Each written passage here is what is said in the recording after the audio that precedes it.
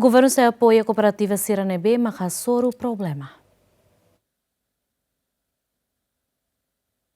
Vice-primeiro-ministro, ministro coordenador Assunto Social no Ministro Desenvolvimento Rural e Habitação Comunitária, Mariano Assanami Sabino, halou visita a cooperativa Aidila, onde Rona no harei situação saída da cooperativa Sira enfrenta, no governo belefo apoio, onde continua Sira a atividade cooperativa né. Ita quer manter Sira produto né continua também e no mercado é uma russo bebê e né uma coisa tem que tomar um né para atuar essa situação real saída maksira hasoru para atu bele fofila fale continuidade va Aidila né le valita store vamos loja selo que precisa. Primeiro se há a coordenação para o Ministério da Agricultura se telemos mais taumatan apoio lilu técnico sira Karik sira belamos apoio fini. O desenvolvimento rural hanoin sei mai ami hauna ema na hira nebe maka iha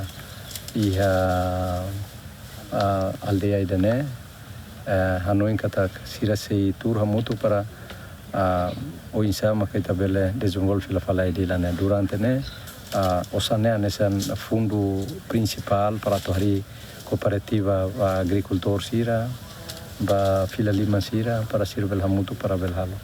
Então, concreta, a me sei halo coordenação para os técnicos, o Ministério da Agricultura muspai, o Desenvolvimento Rural mus sei bela apoio. Na cooperativa Aidila, Madalena Ricardo Hateten, Sira agradece ao governo, bem hira governo a carak fo apoio. Long itu natar tos nebe ami musakarak nene atu kuda doni ami kokotok 160. Ulu kufoni ami kuda 160. Depois bela iya ami bakurri ta mota ma foi lormai berega. Depois ami kurbe lormai rega ne Aidila ne mas isin bot.